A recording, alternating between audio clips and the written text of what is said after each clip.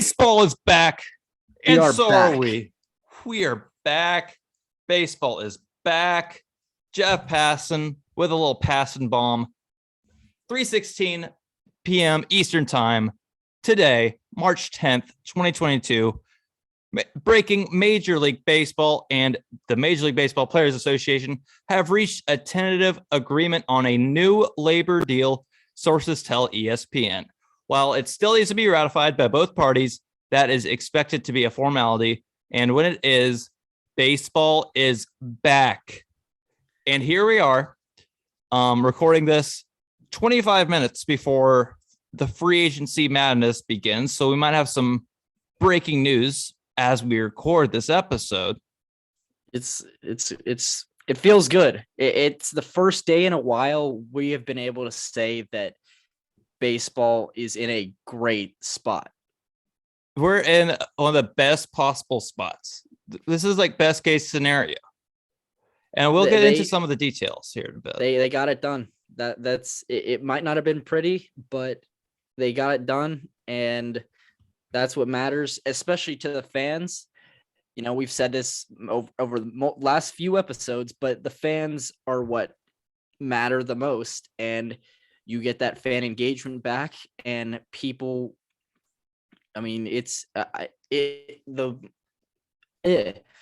what could happen is awesome. So much potential. We when this news broke, we went live on the Instagram, both of our Instagrams, the podcast and the Braves News 101 Instagram. We both went live. We both talked for a while, so we'll be hitting a lot of the same points that we put in there. But for now, April 7th, opening day. And then we will be at home for the first time since 2018 to start a season. It only took a 99-day lockout to have that happen. But here we are. This is crazy. This is nuts. This is like, our last episode was titled Major League Baseball season delayed again. It still is delayed, I believe. I think it is still delayed. Yeah.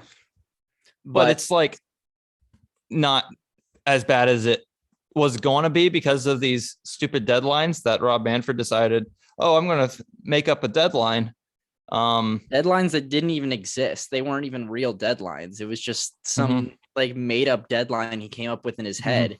And as owners came up with. And both of us, on behalf of all college students, if deadlines in college were like this, college would be an absolute breeze. Like it would be a cakewalk.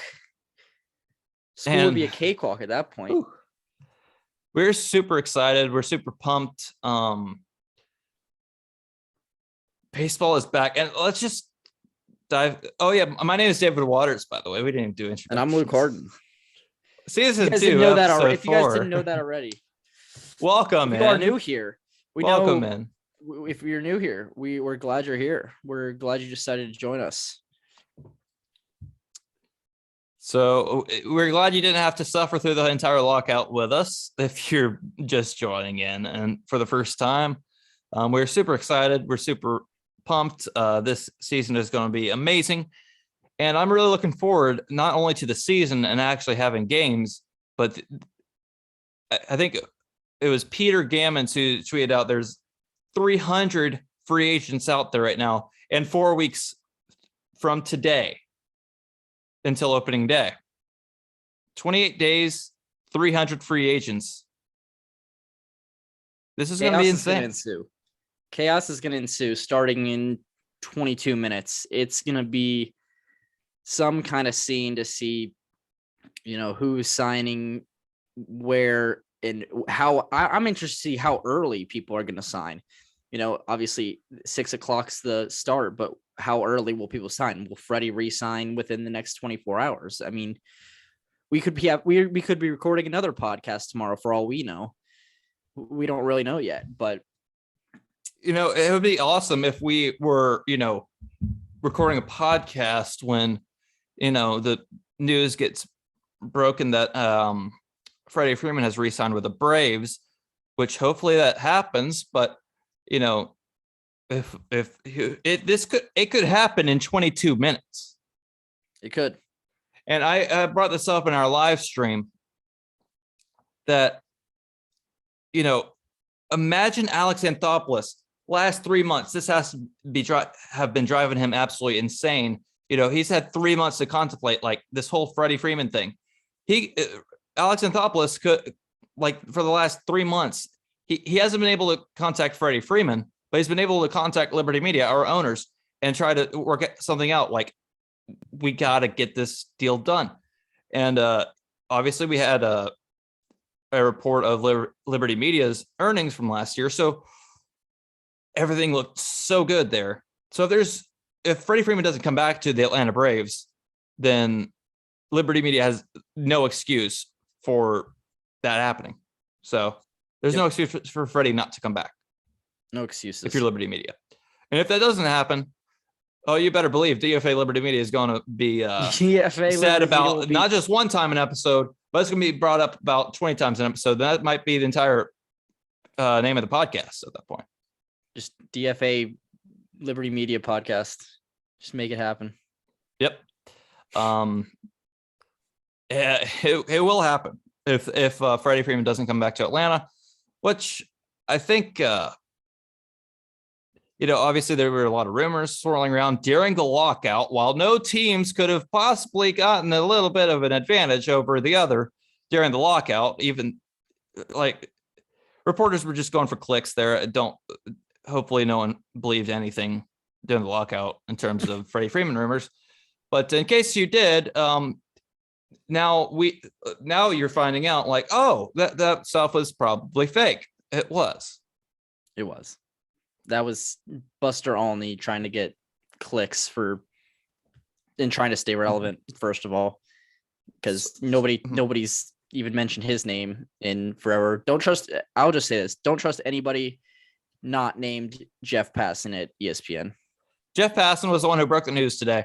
And despite being hacked by Skulltunes, some NFT thing, a lot of memes going around about that, which is wonderful. But at least he got his account back in time to break the news, and completely Major League Baseball and just the sport in general completely took over the internet this afternoon, and we're all over it. We've been at it almost nonstop since the news broke more than 2 hours ago. So, yep. And here we are. We're recording this podcast. This is probably the earliest we've recorded a podcast episode, in terms of like during the day. Yeah. And a long time. But a long while. We normally wait until later in the night, so we don't have to worry about anything. But I'm at home right now. I'm currently in the process of moving. A little personal note, but so I'm definitely, this is not the setup that we're used to behind me at home, because this is 100% going on YouTube, by the way. So hello everyone on YouTube. If you haven't checked out the YouTube channel, please do. Yeah, subscribe. Get us to 500 subscribers. Halfway to a mil. Halfway to a mil. And after the live stream, our Instagram kind of blew up a little bit as well. So excited about that. That was awesome. So if you are here, if you're new here if you're either from the live or whatever, thank you for tuning in to not only the live stream, but this episode. So before we get into a lot of this free agency madness, let's talk about what actually went down in this collective bargaining agreement that just went down. Starting off with like something that was actually just recently announced. No game 163, no tiebreakers, and it was like, I don't think we know exactly like how they're going to do this, but unless you've seen it, it's kind of like a new thing that we don't really have an explanation for yet. Yeah, I that was just tweeted, so I really have no clue. And that's probably going to happen a few times. Like we're getting so much new information pretty quickly about this agreement and what's to come with the sport and the game of baseball.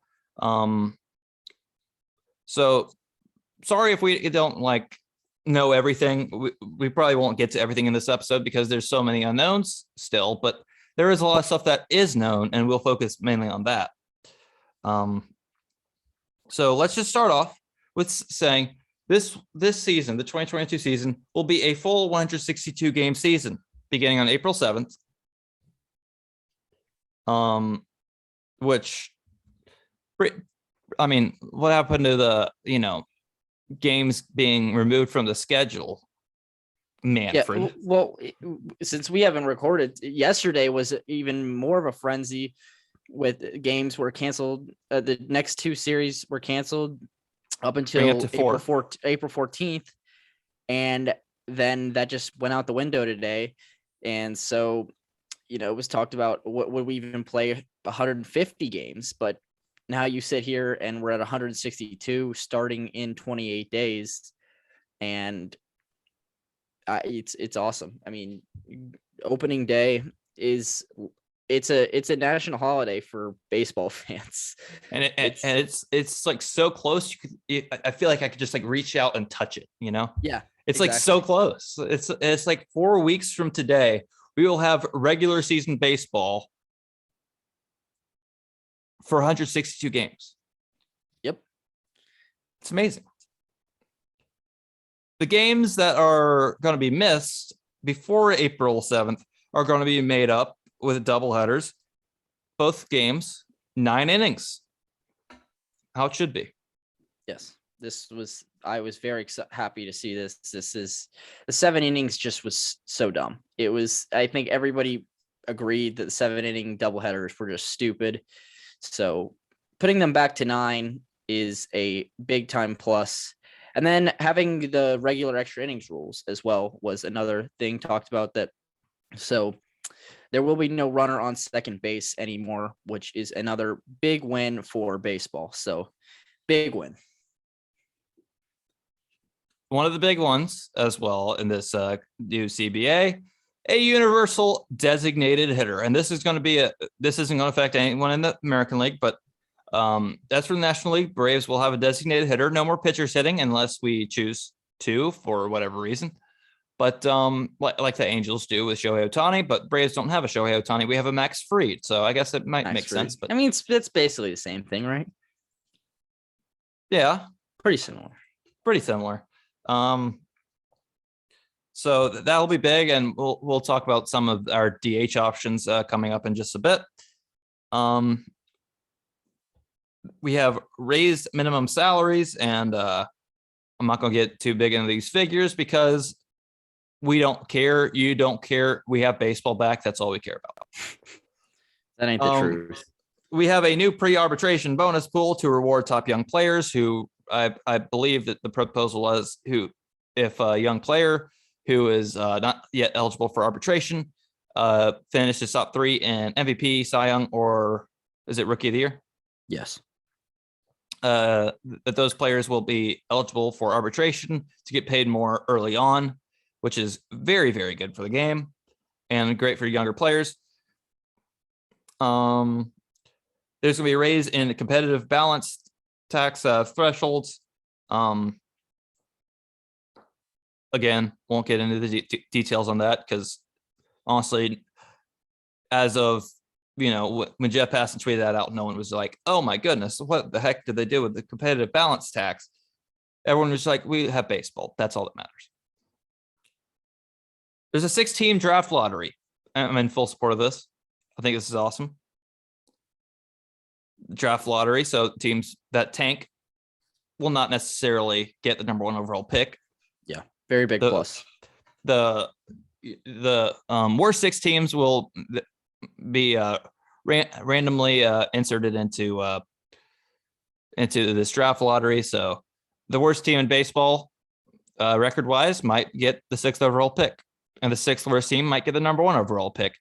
That seems awesome because we need teams to try and be a little bit more competitive because right now there's not a difference between the worst team in baseball and the 6th worst team in baseball. You both have an equal chance to get the number 1 overall pick in the draft. So and I think it goes to a point that some divisions are way competitive than others as well. So a team like, say how competitive the AL East was this year. You know, the Orioles, I believe, were the worst team in baseball regardless, but were they the worst team? They were the worst team record-wise. Were they worst team on paper, or were they just playing some of the best teams in the MLB? And I think that's what gives them a chance to, say, okay, teams that were worse than us, we might have a better chance of getting the first overall pick than them. So this is huge for the Baltimore Orioles. I mean, like yes, in that division. As for like the Pittsburgh Pirates, who on paper I think are the worst team in baseball, especially if they get rid of Brian Reynolds, so it's not going to be close. That if they're the worst team in baseball record wise, and I don't want to like, no offense to any of the NL Central teams, but that division kind of sucks. Like you have a couple okay teams, but they're not by no means any powerhouse teams in the NL Central. I think everyone knows that. The Cubs no longer have that core talent that they had a couple of years ago during their World Series run. The Cardinals are a pretty good team. Brewers are a pretty good team. But the Reds are an absolute dumpster fire. The Pirates, them. And the Cubs, I guess, are sort of a dumpster fire as well. So it's a relatively weak division. Yeah. That, the Pirates, if, they could definitely be the worst team on paper, but it's not going to really matter if you're the worst team in baseball, because you might get the 6th overall pick in the draft. And also with the draft, it's especially in baseball, it's so unknown whether these guys are even going to make it to the major leagues. I remember a few years ago, Mark Appel was the number 1 overall pick, and the guy was such a bust. He had like a 6 ERA everywhere in the minors and retired from baseball. So, yeah, but this is fine by me, and I think it's good for the game, and it'll force teams to be at least, somewhat more competitive. Now that, being the worst team in baseball is not going to be a given number 1 overall pick. So, yeah.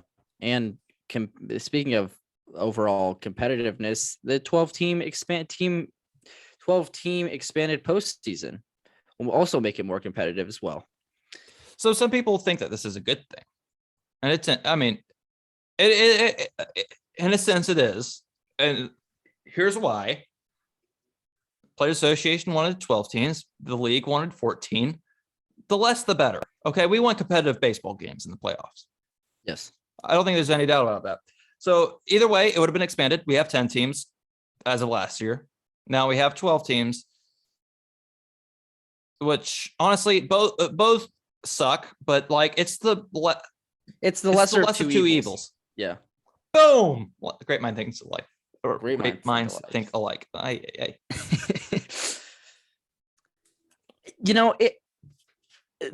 It will make tanking at least the way I see it, teams will be more inclined to push hard at the deadline. Like maybe a team like the Braves, who obviously did make a big time move at the deadline this year, but they weren't really that good at that point. I think gives them an incentive to be like, hey, we can push and get that last seed and maybe make a run. And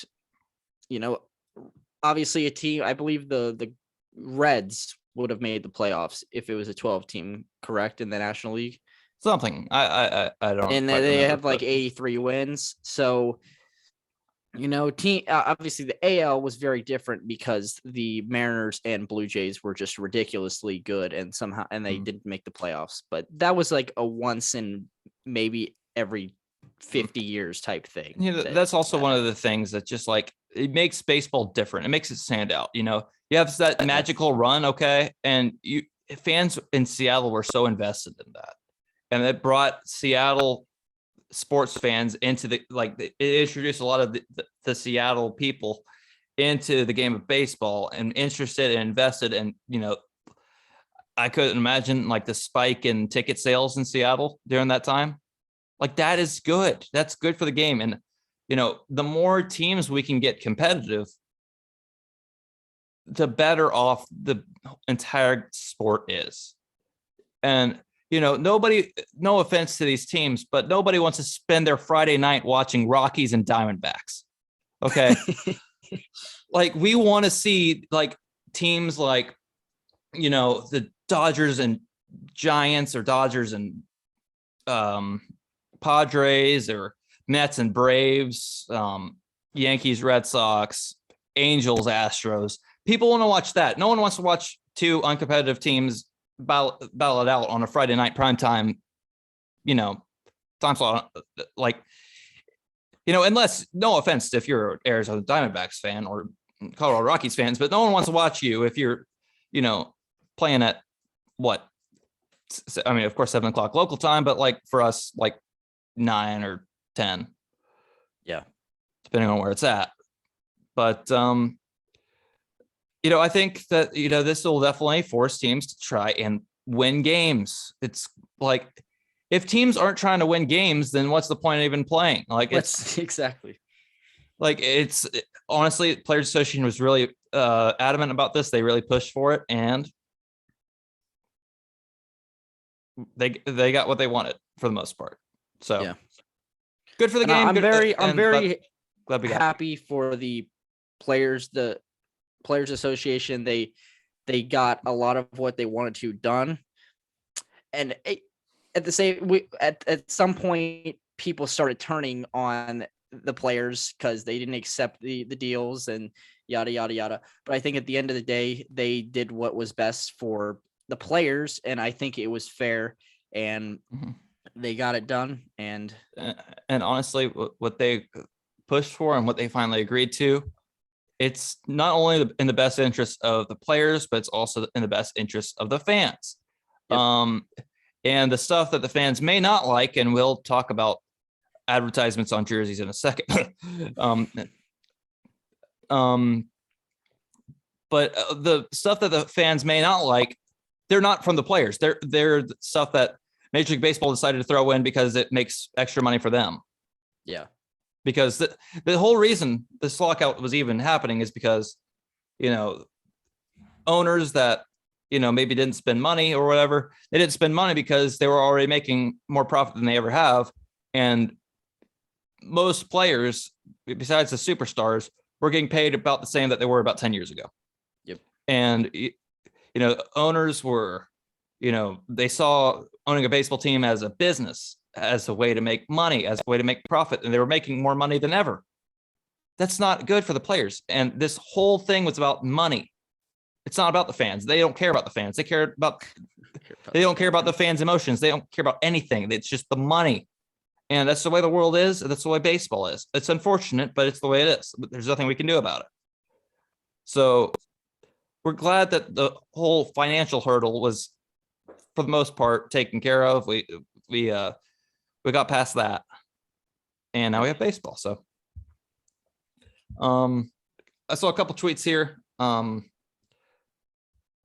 with some new information. Let me try to find it. The business side of baseball immediately starts tonight, including March 22nd as a new date for players and teams to exchange salary arbitration figures. Who cares? That's Bob Nightingale.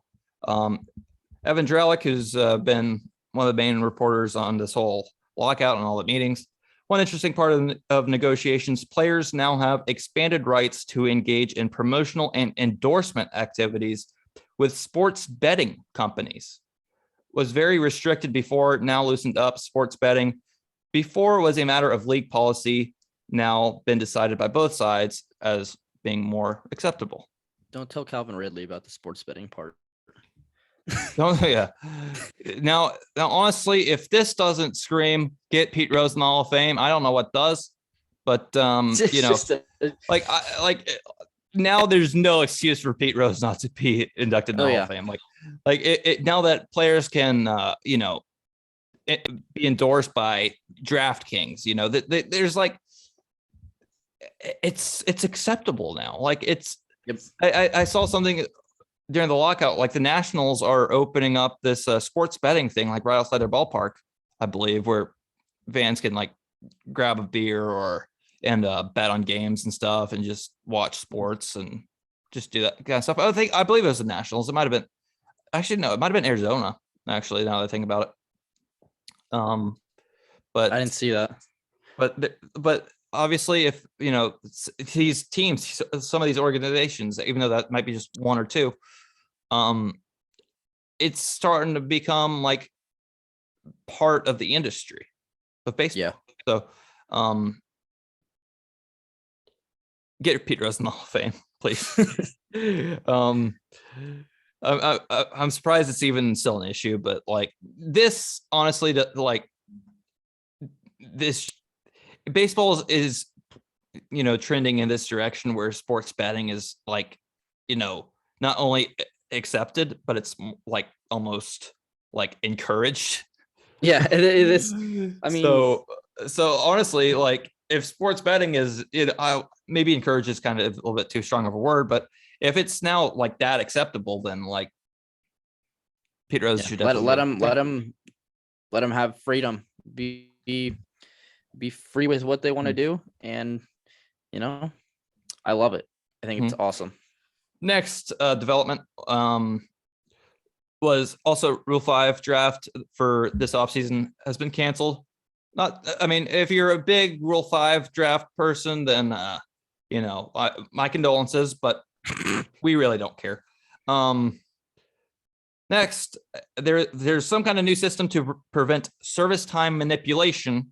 We're not really sure exactly the details of that, but service time manipulation is pretty bad, so we're glad it's gone. Yes. For the at least like somewhat gone. Also, we haven't really heard about the international draft, which is a new issue that was brought up pretty recently. And a lot of these players were fighting against the international draft. And for good reason, I think like unsigned players like can be signed to like a max contract of $20,000. Like the max amount that they can sign for is $20,000. I mean, obviously that to a lot of these players who grew up in poor sections of the Dominican Republic, that sounds like a lot of money, but in reality, it's not going to get them very far. Yeah. So, it's also like you don't want to be forced into a contract just so your service time could be manipulated by these greedy owners. So, there's a lot of arguments for or against the international draft, and I'm completely against it as well. And we haven't really heard about it, but I assume that the players definitely didn't give in on that. So I assume no international draft, which is how it should be and how it should stay. Yep. Next thing, there is also a new limit on how many times a player can be optioned in a season. We don't know what this limit is, but I assume it's in the 3 to 5 range, maybe a little bit more. I don't know. But Yohan Camargo is probably really happy about this. I remember a few years ago, who was it that we kept optioning and just bringing up and down? Was it? It was Matt Whistler. It was Matt Whistler. That was like, I think it was Matt Whistler, who was just up and down like 20 times in the season. I think it was Matt Whistler. I could be wrong, but he's probably really happy right now. I know I'm like how much like traveling back and forth. Especially I guess for teams where AAA and the major league team are really far apart. For the Braves, it's not that big of an issue between Smyrna and Gwinnett, Lawrenceville, Beaufort area. But for a lot of teams, I don't really have a great example, but I guess like the Tampa Bay and Durham is a pretty far apart. Yeah.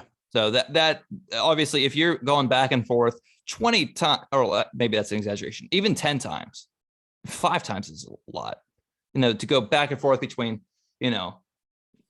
Durham, North Carolina, I believe it's North Carolina. I'm pretty sure it is. And then Tampa, Florida. And also, the Rays might be on the road. Let's say they're in Seattle, Durham to Seattle and back. It's just like, it's, you got to feel for those players who get optioned a lot like that. So I'm glad that there's a limit now. We're not sure what the limit is yet, but we'll find out hopefully soon. Mentioned the 12-team postseason.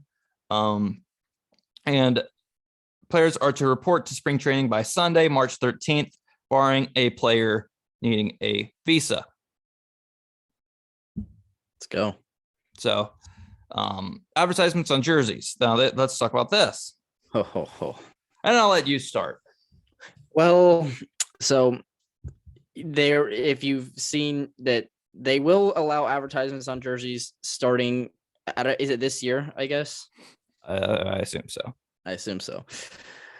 Much like the NBA, who have been doing it for a few years now. As long as it's stupid. I hate it. It's advertising on jerseys. Just it takes away the whole point of the jersey. But regardless of that, or regardless of my stance, if it's small enough, if it's not like crazy, then it's like the KBO jerseys. Those things are terrible. Kia Tigers. I mean, but here's so I'll say a couple things on this. First, just advertising in general. Nobody likes advertisements. No one likes ads. I can't even surf the web without turning on ad block. And I can't even watch a YouTube video on my phone without getting 2 unskippable 15-second ads. It's annoying. It's stupid. And I think if I'm on my computer and I go to weather.com trying to figure out, is tomorrow a good day to go see a Braves game? Is the weather looking okay? They asked me to turn ad block off so they can rub a bunch of ads in my face. So sorry, weather.com. I'm using AccuWeather now. So I'm not ads are just not good. I'm completely against this, but I mean, at least we have baseball. And second thing, can you imagine if back in the day, 1927, Babe Ruth and Lou Gehrig having Ford advertisements on their sleeve, Ted Williams with it's just the Yankees jerseys are going to be the worst. You can advertise stuff anywhere else, the ballpark, anywhere else, just not on the jersey. There's so you can do it on the field. I don't care. There's so many other places you can advertise that. That the jerseys should always remain untouched by unless they're you completely redesign your jerseys, the team gets a new logo. I get that, but advertisements, nobody wants advertising on jerseys. Except for owners, but no one cares about owners because their opinions are stupid anyways. So I get it. This was a tactic used by the league to try and be oh, so you want this? We'll give you this, but you put ads on your jerseys. That's basically one of the reason why this is even a thing is because obviously something in the CBA was the players were pushing for it, and MLB agreed to implement that if their owners could make extra money by putting ads on jerseys, which I wonder if some teams are going to be no, we're not touching our jerseys. I wonder if that's an option for teams. I don't know. I hope so. That would, yeah. I mean, because I honestly I hate the Yankees. I despise the Yankees, but I feel at least their jerseys are so old school and they're classic. They have a classic look. I hope they don't I really hope that the Yankees jerseys go untouched because it's just it's just some jerseys are just too. What's the word I'm looking for? Traditional. Here? It's traditional, yeah, or something like that. It's that's icon. It's more. It's iconic. Iconic. That's the word I was looking for. Iconic. It's very iconic. You look at Yankee pinstripes. That you think of. Babe Ruth, Lou Gehrig, Mickey Mantle, players like that. Yeah. And when do you go 50 years from now? You got to think about the Aaron Judge wearing a Yankees pinstripes with Ford, sponsored by Ford on the front of it or something, or on the patch. What? And I get it. I get why it's a thing. we were sponsored by this wonderful service called actually no, I'm not going to say it because they're no longer a sponsor us again, and we might mention you. We're sponsored by SeatGeek, so use promo code Braves News on SeatGeek for $20 off your purchase. Go opening day. See, I make my advertisements like kind of like, small, not so like in your face. Like, also think about it. I'm wearing a couple jerseys here because I'm just like, I'm hyped. Baseball's back. But, think about how much jerseys are costing now. It's like, under $30, $150 for a jersey. It's probably going to be 200 by the end of the year. Just if the price of those goes up like gas right now. No one wants to spend $150 on a jersey just to have like, a DraftKings logo on the side. It's just like, it's just. If you're gonna have it on I feel like if it's just like a small little thing, like make these advertisements as like microscopic as possible. Exactly. Like I don't want it to be like. Especially, I don't want them on the. I don't really, having them on the field, whatever. But I'm not trying to buy a jersey, like you said. I'm not trying to buy a jersey that has an advertisement on it. Like, that just makes it look dumb. And nobody wants that. Nobody wants to buy a jersey with an advertisement. At least like if there is like a team with an advertisement on their uniforms, at least like hopefully the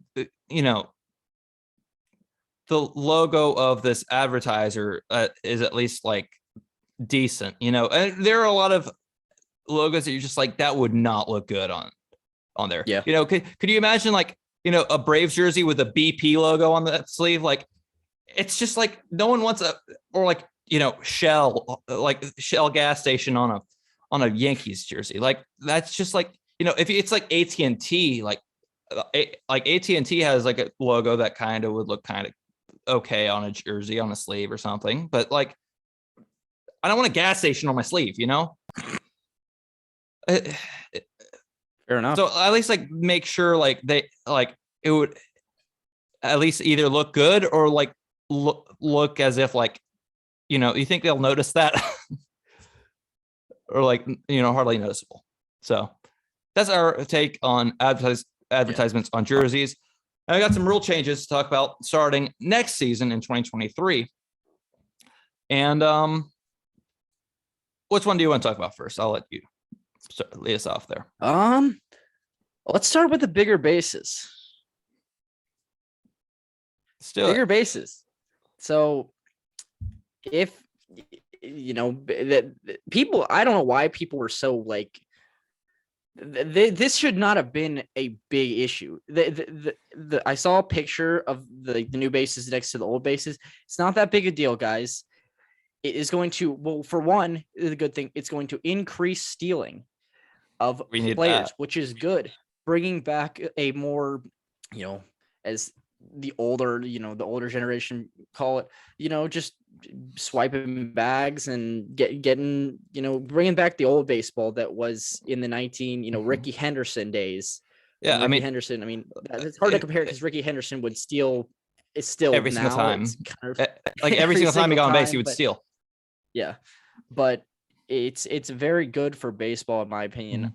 Mm-hmm. And then also the other thing it was said to do was decrease collisions. So, obviously like sliding into second base or whatever, preventing, injury, getting spiked or whatever, minor, but I think it increases stealing and I think it's good. Yeah, it would reduce, Chase Utley versus Ruben Tejadas, like that stuff. Very true. We're not going to have injuries like that as much. I'm not saying that won't happen, but it won't happen as much. Now, right now, I think it's a good thing. But if we have three guys next year who both, or like who all three of them, break Ricky Henderson's record, then I think it would be a bad thing. But,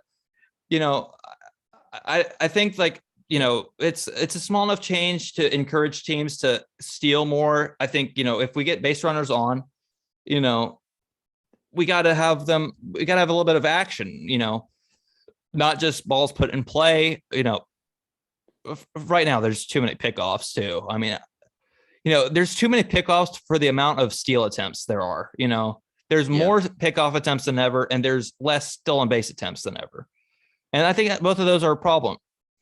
Now, I think pickoffs are going to, maybe I think that they'll still remain pretty prevalent, but stolen bases for sure we're going to see a lot more stolen base attempts, which is exciting. No one can, if someone out there is complaining about, I don't want to see any more stolen bases, then first of all, you don't exist.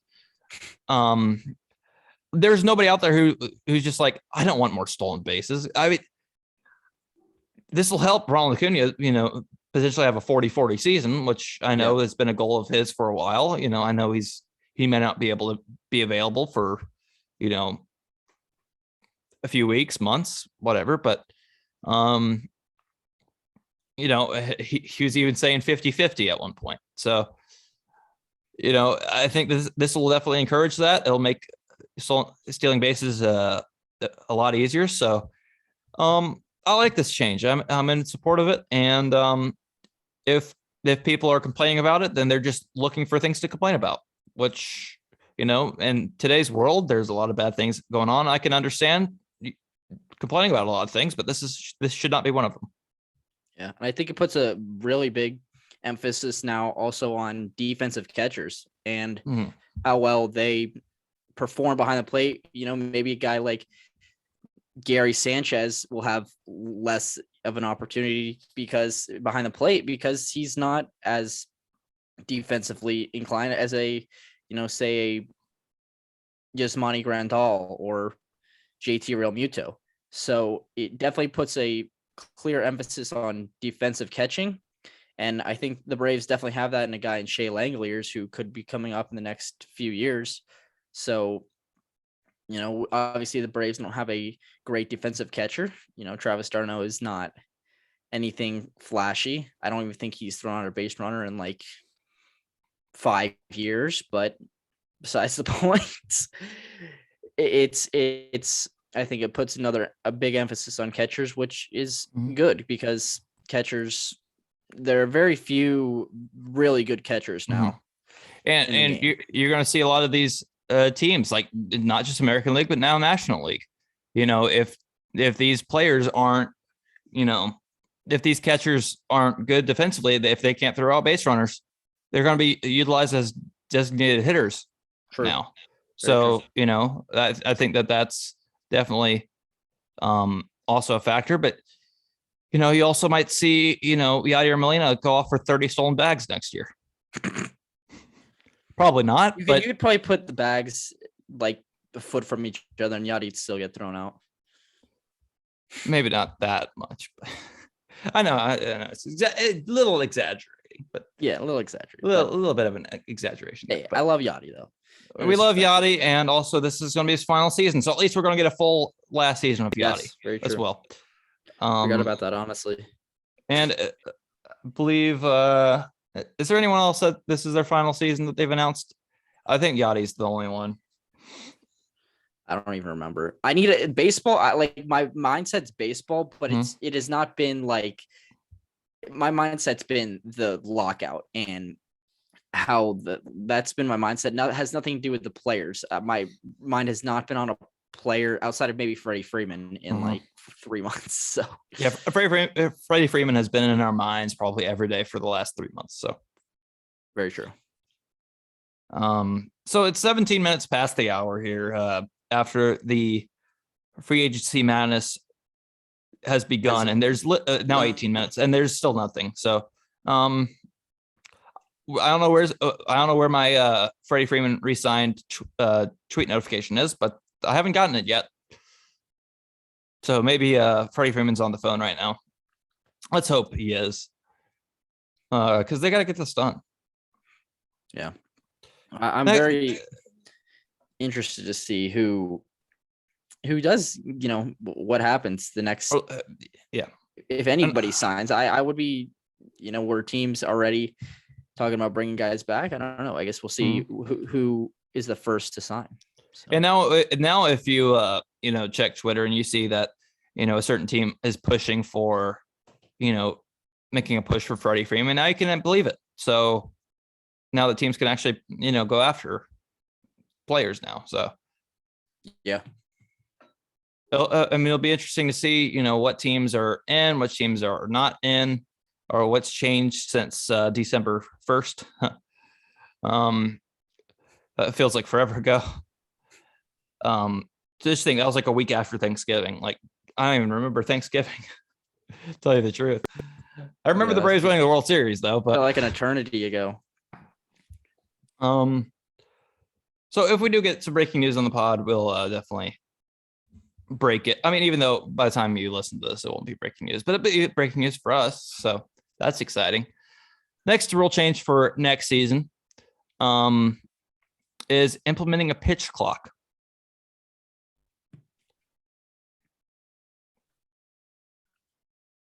I don't really. Some of these rules I just didn't really even like. Whatever, Yeah, I think that honestly, I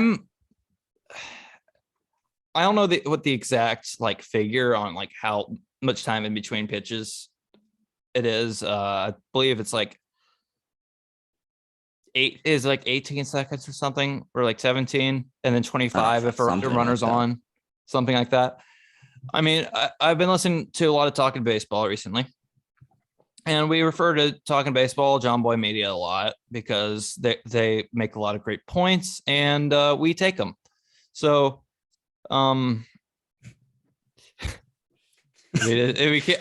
not going to deny. We are talking Braves. Maybe. Hey, I mean, we aren't associated with Talking Baseball, but we'd like to be one day, possibly. But we had an original name and it was already taken, so we had to change it again. So we just had to come up with something simple and come up with something quickly, and this is what it came out to be. And honestly, I like it. So I think it's stuck, and I think it's clean. It's clean. It's very simple, to the point, and it's what we're all about. So, yeah. So pitch clock. So their take on this was, I think, I don't know if this is Plouffe, Jimmy, I don't remember, but it was, if I can remember, that nobody watches a game now and says like, I wish that these pitchers would take longer to throw a pitch. If you have a problem with that take, get some help. Because honestly, like, if you want pitchers to take longer to throw a single pitch, I don't. We're never going to be friends, first of all. But like, it's also like, the pace of play is a big issue, and this is something that addresses that. But I mentioned this on the live stream earlier, that something else that would speed up the game of baseball is just getting rid of replay. Yeah, honestly, like, replay is, in sports nowadays, replay is very important. But what baseball has shown us, especially Braves fans, is that replay just doesn't work. Yeah. This indisputable evidence crap that we have gotten nonstop for however long it's been since replay was first implemented. It's ridiculous. I mean, like, the Alec Boehm slide, like, I mean, I'm not like mad at it anymore. We won a World Series. Who cares? But it's just an example. And also, I apologize if you can hear my dog. She's going nuts upstairs. But she's going nuts. I might have to like pause the episode here for a bit because like it's distracting me. She's going nuts. All right. I'll be back in a second. I'll be back in a second. I'll be right back. Okay. So the Alec Boehm slide. Okay. The replay was like clear as day. He did not touch home plate. He was tagged out, but somehow, despite this very clear picture that Bohm's foot, when it landed, it was not even close to the plate. Everyone saw it. Like, there's no one who's like, oh, he touched home plate. No, there's no, like, unless you literally cannot see. If you're blind, you might be like, but at least, like, the announcer would be like, yeah, he didn't touch home plate. Like ESPN, who seems to always be against the Braves on their broadcasts, were just like, they were baffled by this call. Yeah, it was so bad. If you're not going to get the call right with replay, just get rid of it. If it doesn't work, just get rid of it completely, because let the umpire determine if he's safe or out. I mean, that would be a better way than the replay. So replay, it doesn't work. And also it's like, it takes so long to do a replay review. And also no one wants to turn on a baseball game and have a bunch of replay reviews. I get it. Like, they want to get the call right, but also, like, I miss the days when managers would argue every single call and we get ejections every other day. That was fun. I want to see arguments again. Yeah, we don't have nearly as many arguments or ejections anymore, unless, like, you throw behind somebody or at someone's head or whatever.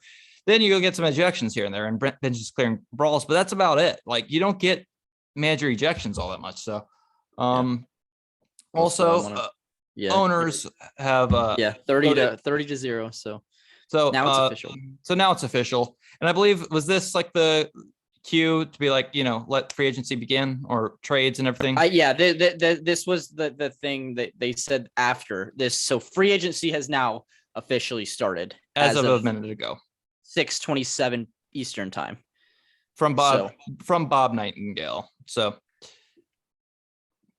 all right, Bob, let the frenzy begin.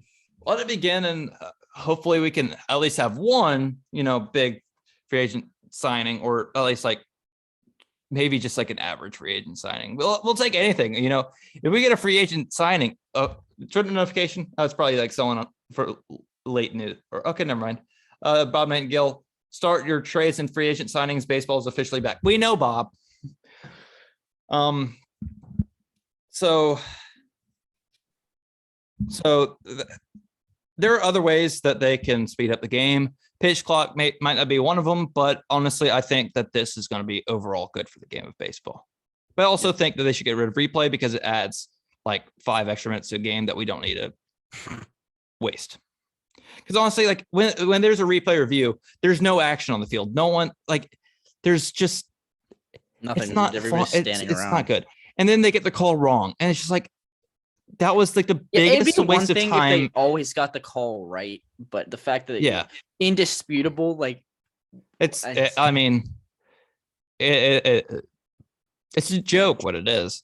Yeah. And hopefully we don't have to, rant about that this season, but we will have to, because it doesn't matter what season it is. It doesn't matter how good the Braves are.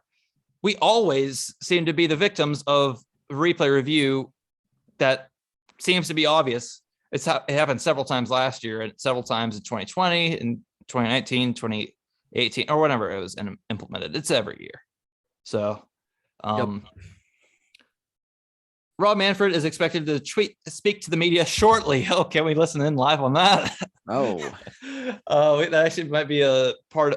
We're not going to have Rob Manfred speak on the pod, of course. We're not going to do. We love you guys. We don't want you to hate us for having Rob Manfred speak on the podcast, because no one wants to listen to him speak. Rob, come on the pod? Question? No, I'm just kidding. DFA Manfred. DFA Manfred.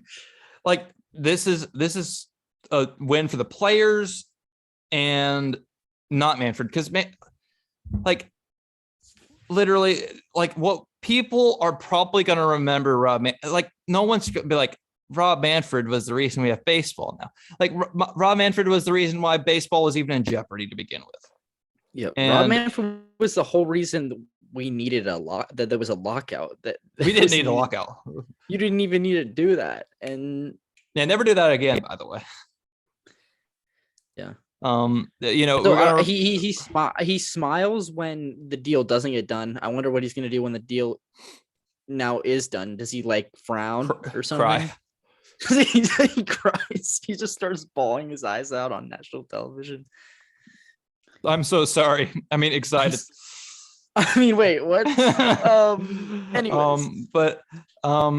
You know, people are going to remember Rob Manfred for one, calling the Commissioner's Trophy a piece of metal, and then also not punching the Astros, moving the All-Star game out of Atlanta for political reasons, implementing a lockout, swinging a golf club on deadline day,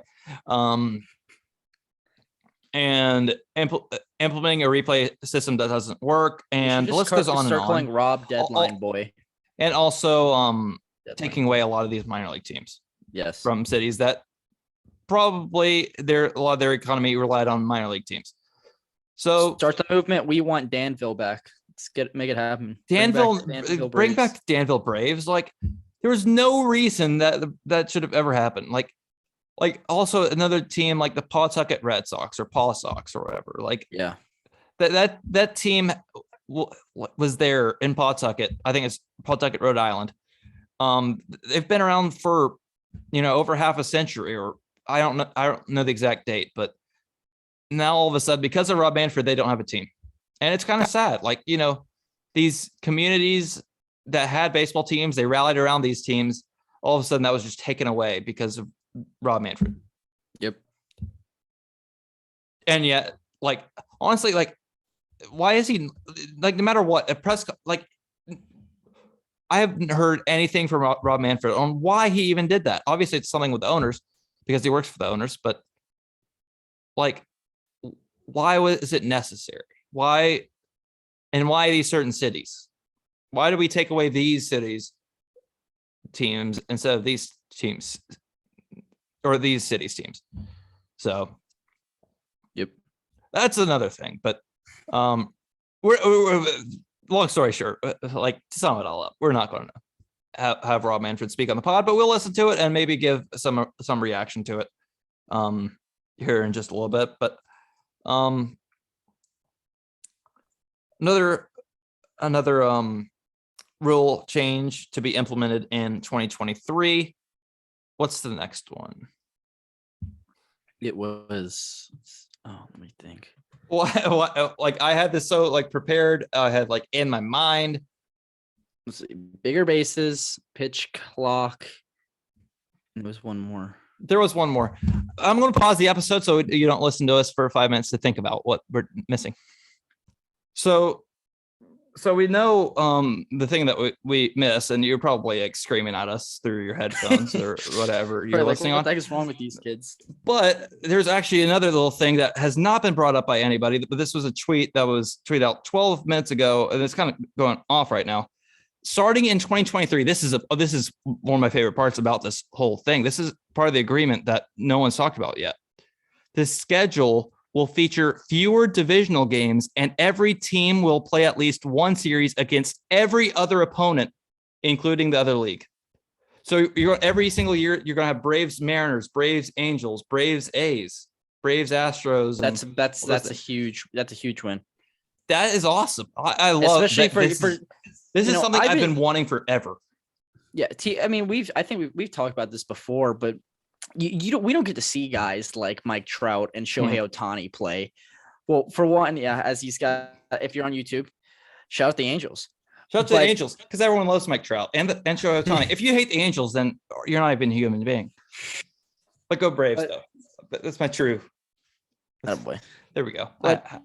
We don't get to see Mike Trout and Shohei Ohtani play in person. We don't even get a chance to really do that because they are always we haven't played them since, like, 2015, 2016. Forever. Yeah, we play them this year, but yeah, we play them this year at home. This is the first time we at home. And those tickets, I've looked at them, they're expensive because people are excited. They want to see Mike Trout and Shohei Ohtani. They want to see. I mean, who wouldn't want to see Mike Trout? Exactly. And Shohei Ohtani. I honestly, like, I'm definitely gonna be going. So. Oh, we have to. I just, if like, this is one of the few opportunities I've ever gotten to see Mike Trout. I remember last time the Angels and Braves played in Atlanta. It was at Turner Field, and I was on vacation that week. I really wanted to see it, but I wasn't able to. So, yep.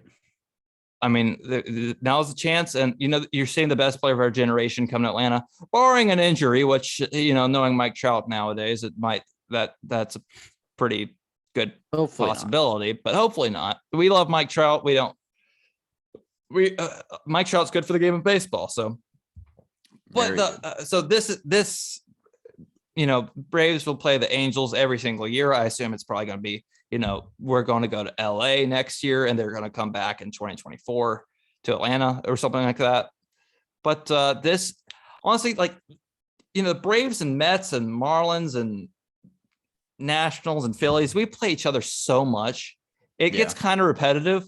Now we get to see, like, we're going to be able to see every single different team more often. And we're going to see, like, our players are going to be able to go, see or play at different stadiums and all. And it's like, that's good. That's such a good thing. And honestly, I don't know why that all of a sudden, like, this is finally becoming a thing. Like, this should have been a thing forever ago. Like, there's no reason for it not to happen. So I'm so glad this is happening. And I think this is great for the game of baseball. Yep. Moving on to the next rule. You got the banning of the shift. Ooh. My take, it takes away the strategy of the game. I don't really understand I think it needed to be modified. I think it needs to be modified where you need at least two infielders on each side of the second base bag. But I don't see the point in taking away the strategy of, having a guy maybe say right at the, up the middle of the second base bag. If sometimes you got to learn to hit it where they're not. And, it is what it is, but very, I don't know. It's not particularly great, but it's whatever. So also, apparently Rob Manfred is either like speaking right now or he's about to speak. We're not going to stop the episode over Rob Manfred trying to speak because we don't care about Rob Manfred and he doesn't care about us. So it doesn't I'll say I take back what I said. We're just not even going to say anything about Rob Manfred because we don't care. And you probably don't either. So he's probably going to be like, we do wish that the players had agreed to our completely fair proposals about 2 months ago. Probably.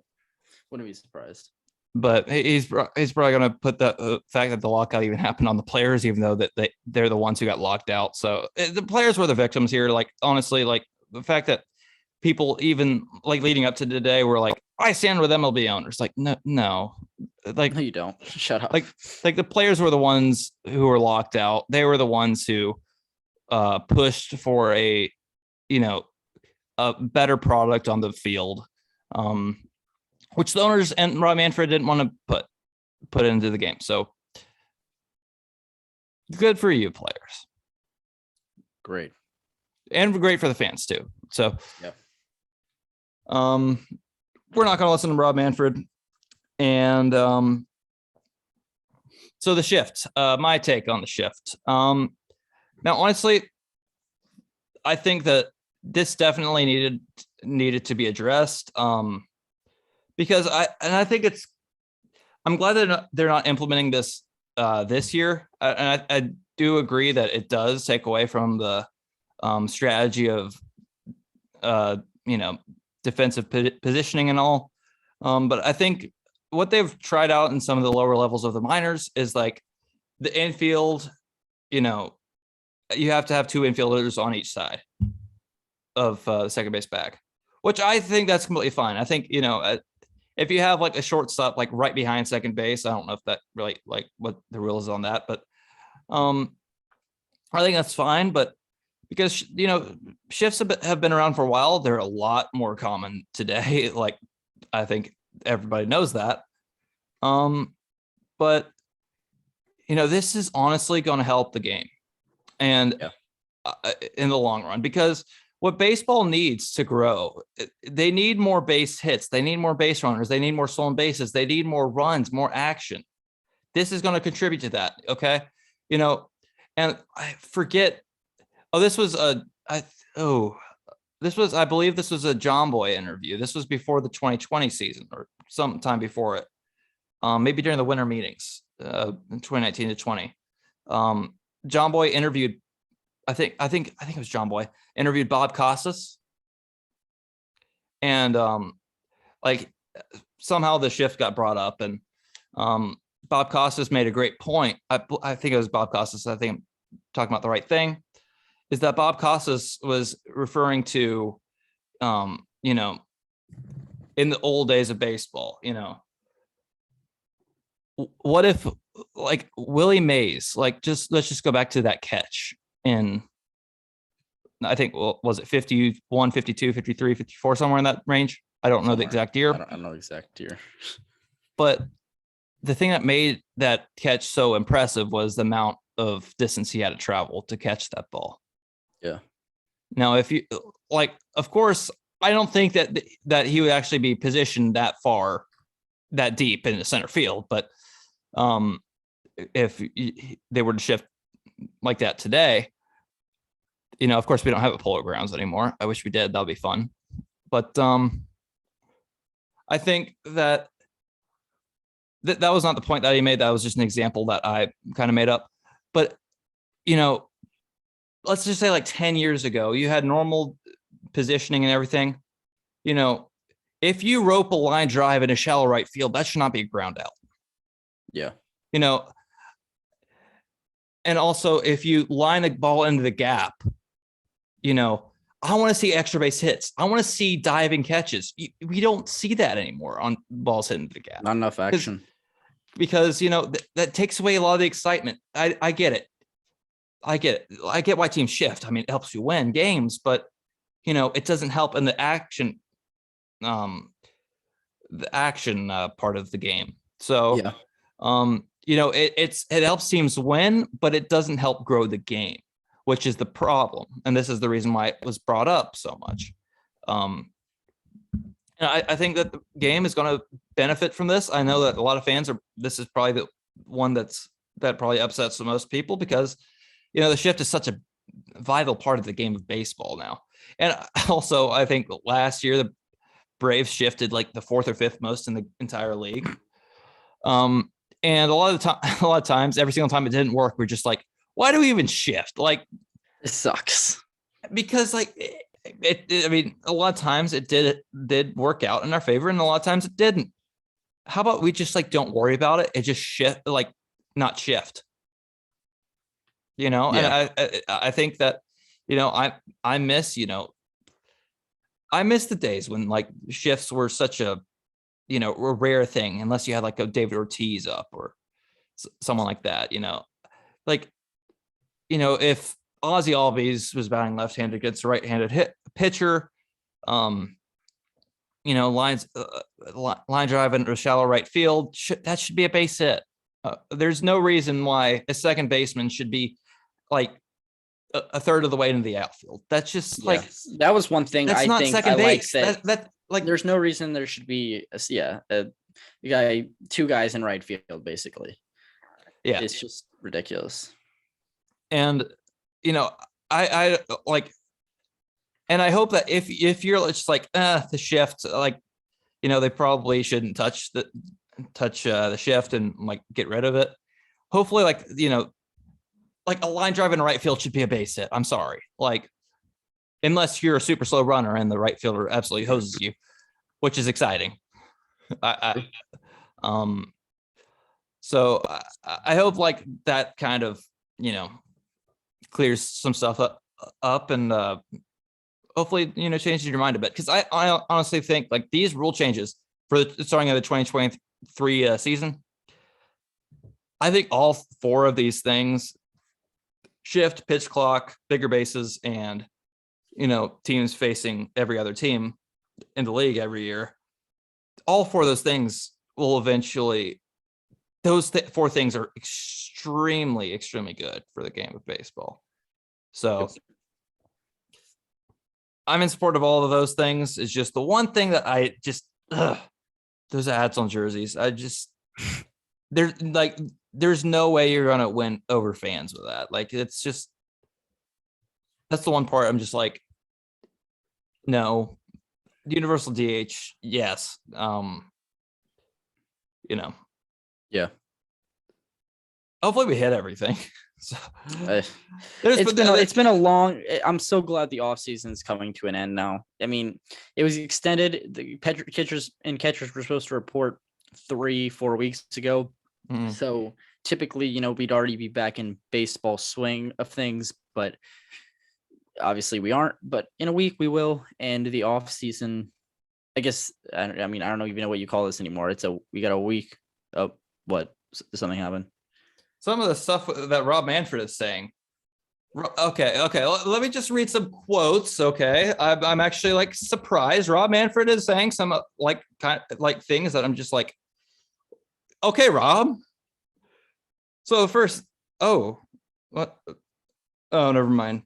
I saw Jorge Soler in a tweet. And I was just like, oh, I got excited for a second, but it was just like Mark Feinstein saying like, the addition of the universal DH should help free agents such as Jorge Soler. Well, no crap.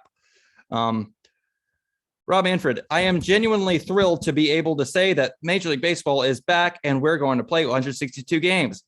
I do want to start by apologizing to our fans. ... Looking forward, I could not be more excited about the future of our game. More here in a bit. He said that the 2023 season will be more balanced, kind of what we just said. Teams will play at least one series against every opponent. I hope that the process is a first step forward. I spoke to Tony Clark after the ratification vote. I told him that I thought we had a great opportunity for the game in front of us, and told him that I hope to work with him on things that are new in the agreement.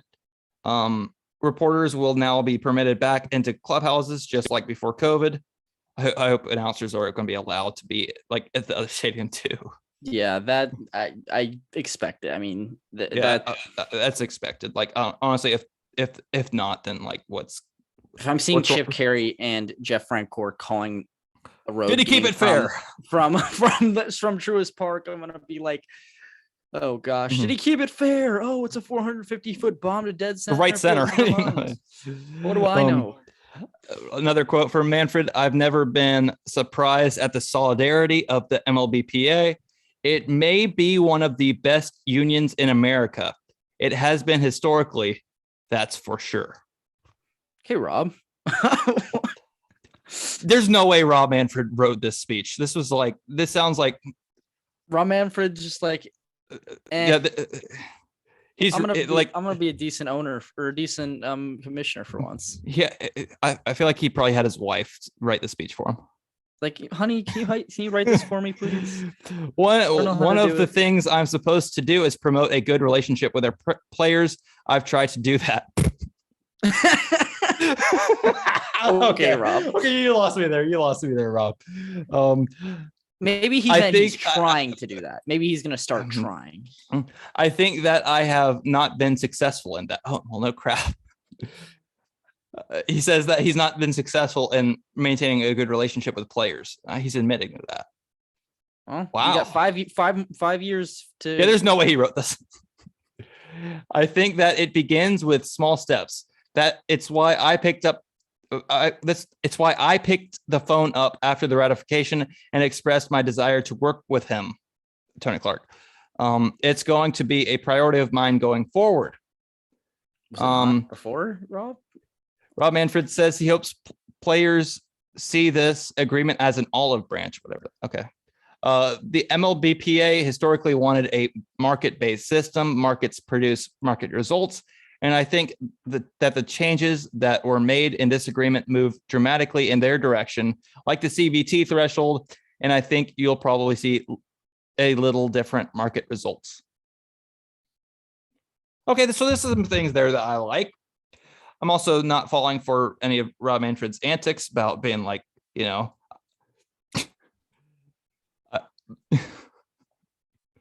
like I've tried to maintain a good relationship. You've tried. Like, Tried.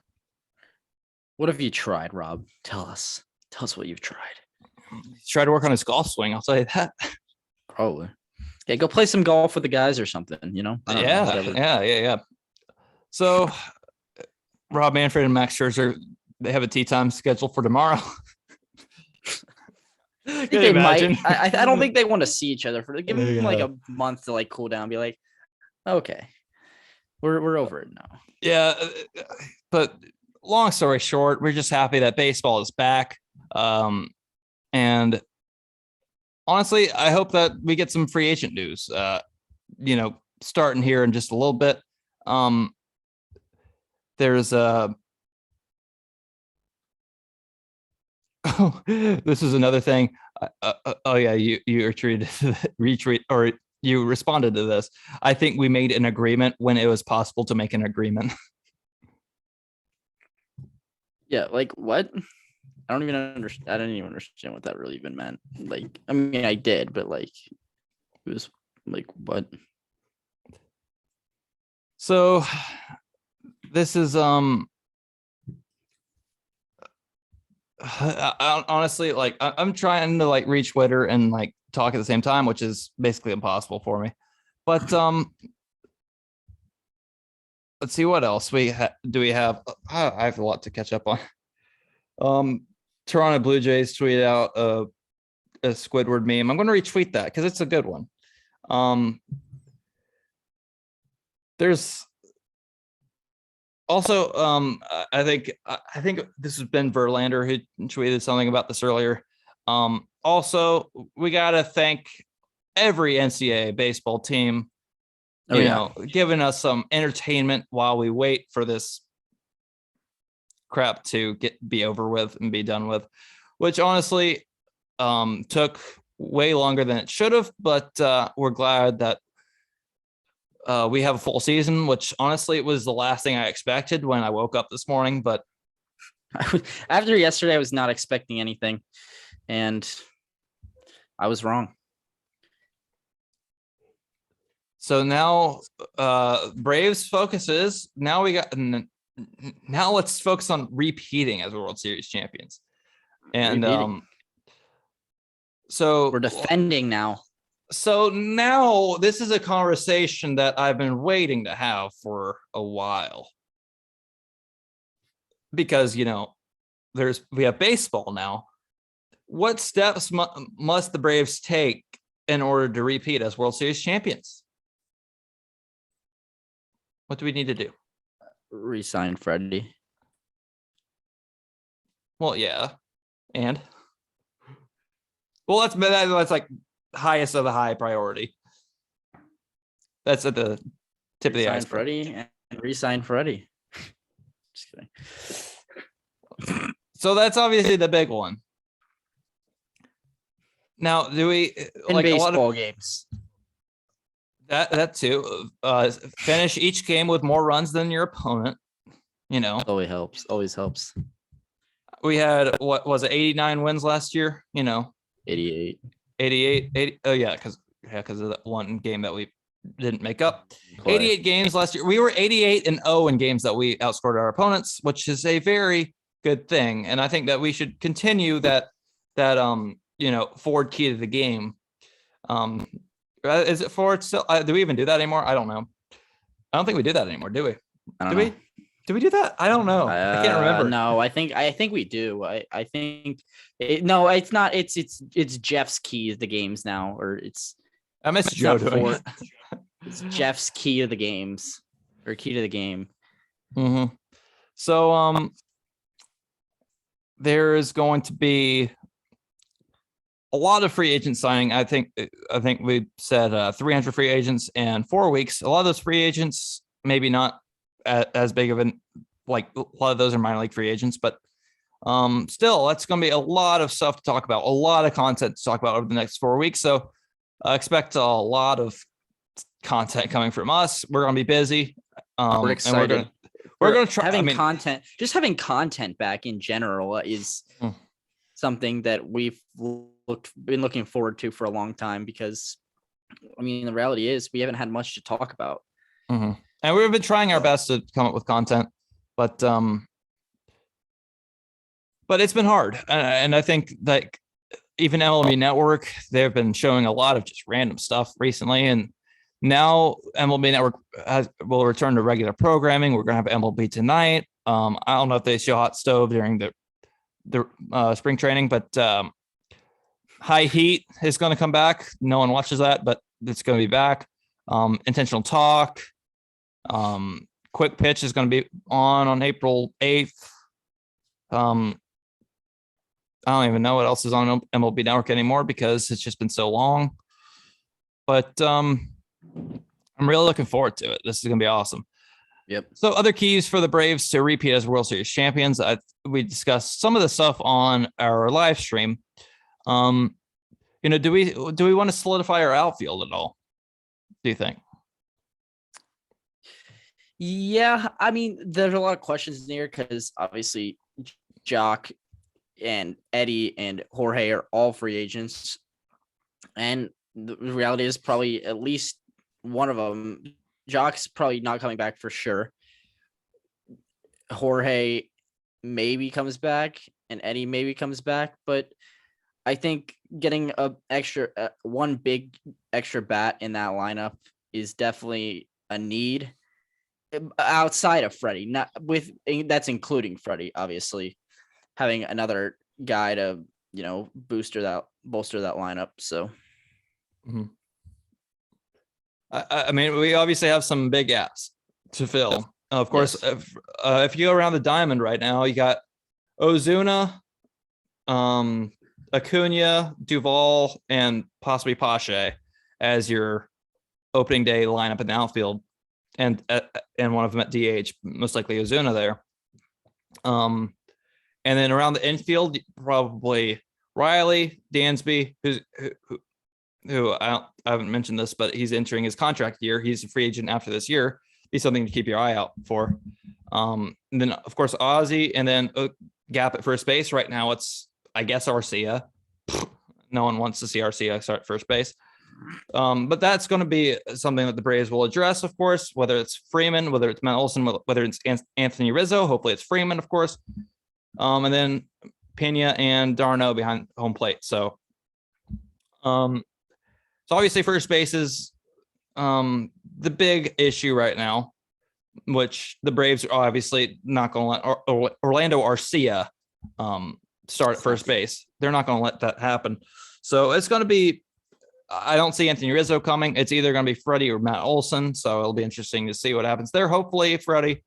But you know how we stand. It's like Matt Olson is possibly the second best first baseman in baseball. And if we sign the second best Matt Olson, or the second best first baseman in baseball, Braves fans will still be not really even mad. number one. Come on now. We'll still be very mad at that. Yes. So, and of course we have DH, I don't see Pache being in the starting lineup. I definitely see like our outfield right now, Ozuna, Duvall, Acuna, all right-handed hitters. We need a left-handed guy in that lineup. We brought up some names on the podcast. Not just like, and then Freddie is also, and then you got Austin Riley as well as a right-handed hitter. We need left-handed bats. And of course, Freddie Freeman is priority number one. So I'm definitely looking at guys like Eddie Rosario, who I would love to reunite with.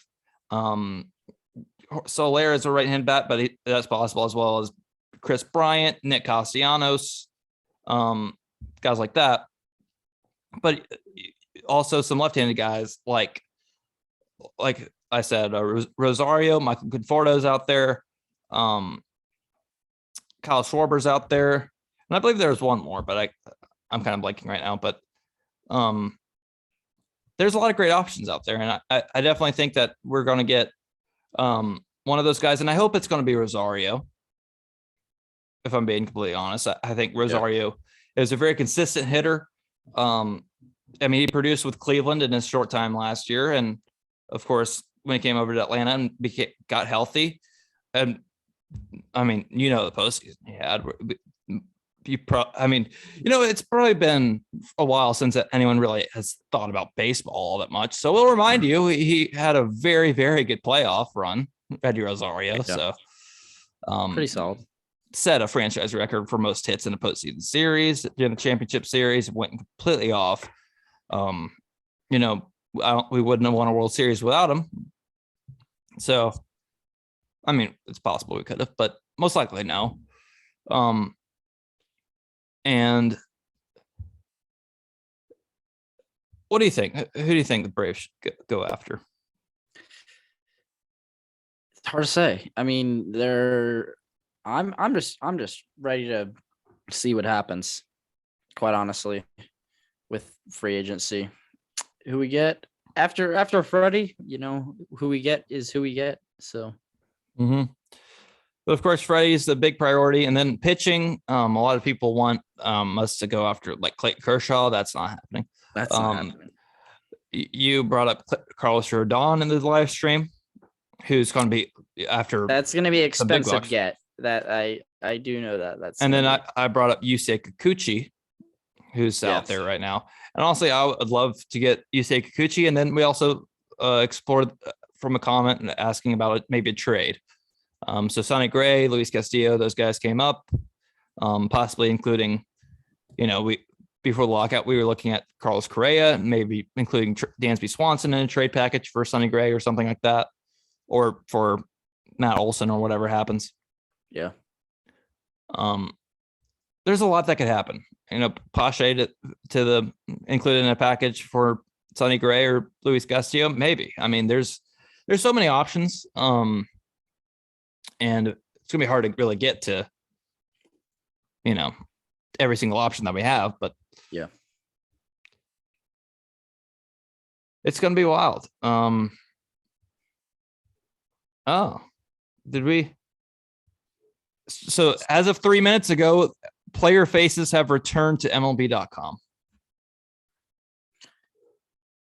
And for the first time, well, I guess not the first time anybody's tweeted, the Braves Twitter has actually tweeted something relevant to baseball. It's Have Luke they? Jackson. Tweeted about Luke Jackson. What? Well, okay, it's just giggling. I think that was from during the MLB The Show thing. During tournament that COVID, we did yeah. During COVID. Also, if you really, really care about MLB The Show, how do you feel about Matt Vasgersian no longer being play-by-play on MLB The Show? Sad. That's another thing. Sad. That is very sad. It's going to be a new start. If you haven't heard, John Sciambi and Chris Singleton will be the new commentators for MLB The Show. So no DeRosa, no Matt Vasgersian, no Plesac, no Heidi Watney. It's going to be a much different. I'm kind of interested to see how that affects things or changes things. But if you haven't heard about that and you play MLB The Show, then if we just broke that news to you, you're just like, whoa. But yeah. Other than that, I think we've covered basically everything. Still no free agent signings or anything. So Yeah. Keep you updated though. we will keep you updated, and MLB just tweeted out, some cool fan player interactions and toss ups and autographs and stuff, and just kids having a good time with players. And we're going to have that this year. And it's just, we didn't know that this morning. I wasn't expecting anything, but we it's thought happening. the first 4 series were canceled. And now we're playing a full 162. I mean, it's just, it's we've been hoping to say that forever, and now that we can actually say it, makes me so happy. It's great. Yeah. So, I gotta figure out what to end the episode with, because now we have baseball. So What should we even do about this? Ended on Rob Manfred talking, saying No. there's an agreement or something. Last episode we ended with a wallop, and I think now that we got baseball back, we got to get our first walloped of the actual baseball season. Let's do it. But I got to find one. So, is there anything else that we have to discuss before we end the episode? I don't think so. I mean, even though we had a lot to cover, I think we covered it all. I think we got everything. So that's good. Let me just check Twitter one last time to make sure that there's nothing going on, which I don't think there's anything going on right now. I have to scroll so far. What? Why?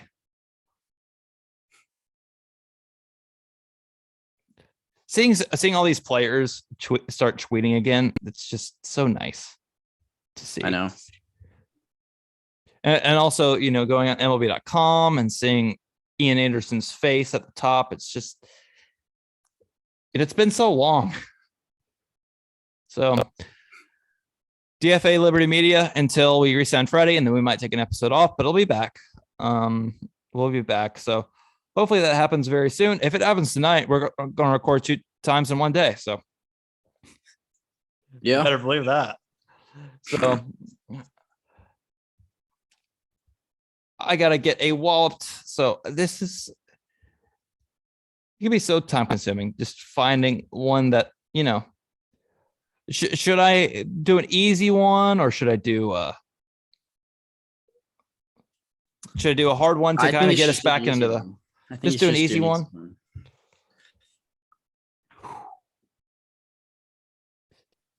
All right. From July 23rd, 2018. Who do you think it is, Luke? Say it again. July 23rd, 2018. July 23rd, 2018. Ronald Acuna Jr. No. The man of the hour. I just say his Freddie name. Freeman. How'd you know? I don't know. I was gonna guess Freddie Freeman at first, and I was like, that's maybe too obvious. But no, it's just like, honestly, if this goes live and then Freddie Freeman decides he's not coming back to Atlanta, then I might have to edit this episode, but and just do a different one. But right now we're doing Freddie Freeman. So if this is your first time tuning in, first of all, welcome. Yeah. Check out the YouTube channel. Thank you for checking us out as well. Thank you for listening to this entire episode. We appreciate that. Check out SeatGeek. Use promo code BravesNews on SeatGeek for $20 off. Follow us on Twitter, Instagram, TikTok, Twitch, YouTube. Email us. Anything else? I think that's it. I think that's it. Everything is in the description. Also, merchandise. We got stuff copyrighted, so I gotta figure out something else. So that's why we haven't said anything about that. So it's gonna come soon, I promise. But right now it's on it's on hold. So, but anyways, that's about it. So we'll catch you all in episode 5. So until next time, I'm David Waters. And I'm Luke Hardin. Baseball's back. We'll see you later. Peace, guys. And very deep at the track. See, the lag got to me. So I got to do it all over again. Here we go. Sorry. See y'all. So a full count coming up for Freddie. The pitch is walloped toward left field and very deep at the track. At the wall, it's gone. A 2-run opposite field homer for Freeman.